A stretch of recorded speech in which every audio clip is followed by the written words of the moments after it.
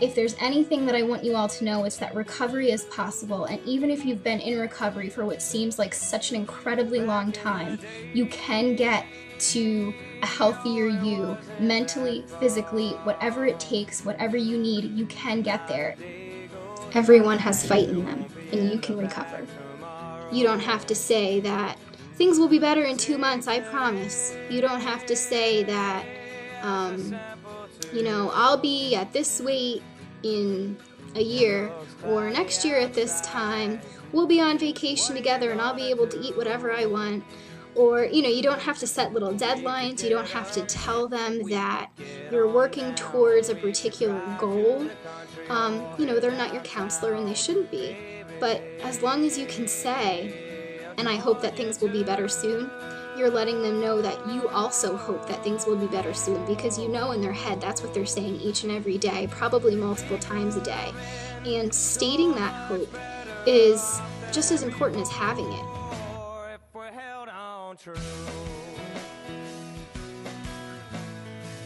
I think putting things in perspective is really key to a healthy mind and eliminating stress.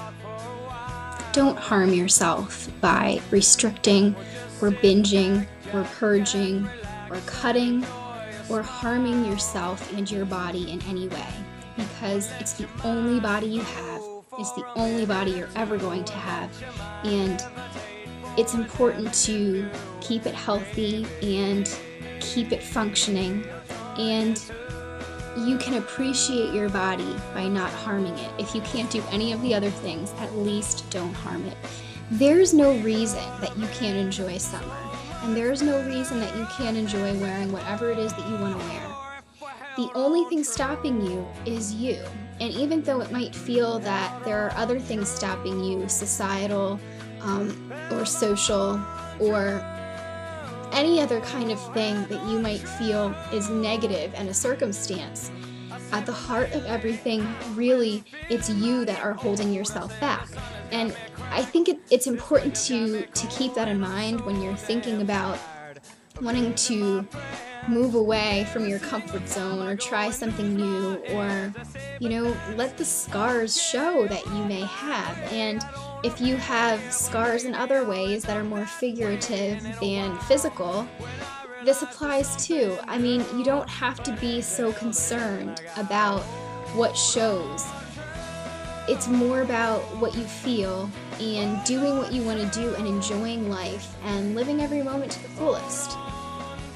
But if you have self-confidence, you won't get so frustrated in yourself when something does go wrong, because you'll still have all the good things behind you that you have appreciated about yourself, and you won't become so impatient with the progress you're making or the lack of progress. Compliments are great things. Don't be afraid of them. I think it's important when you're in between services or waiting for services to start, not to give up on yourself. Don't get the attitude that people or the services have given up on you, so you should just give up on yourself.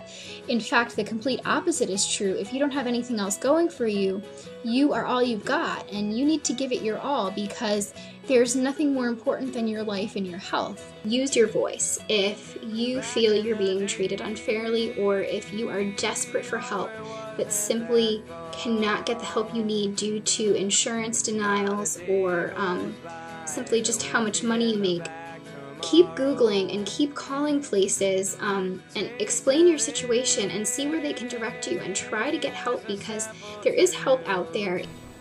For me, accepting the things that I can't change was always the hardest part. And I think when you're accepting things you can't change, you work a little more with that acceptance every day. And this might mean life circumstances or certain attributes that you possess that are unchangeable.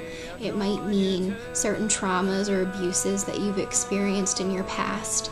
It might mean something to do with your family or your personal disabilities. And these are things that you essentially can't do anything about. And while it might not be right or fair, they are what they are. And this is where that whole phrase, "it is what it is," comes into play. And this is where it does apply. And you have to work with what you've got. And even if your day was 90% bad, you still had that little 10% of good, and it's about, before you go to sleep at night, focusing on that good. I think what helps sometimes is sitting down and just making a list in a notebook and just heading that list with the question, what can I do from here? And then jotting down every single thing that comes to mind, the smallest of options, the largest of options, things that you don't even know if they are feasible but may be feasible, and not letting yourself stop that list until you have 20 things. It's a really helpful tool. I know it sounds a little ridiculous. I know it sounds really hard, especially when you can maybe only think of 4 other things you can try. But I think if you really push yourself to come up with all the options and then sort of figure out how you can go about exploring them, you'll feel more in control, first of all, and you also may think of some things that you don't have in your head right now, and that's really good as well. Let that strong moment be something that you can look back on when you're having a hard moment or a bad day.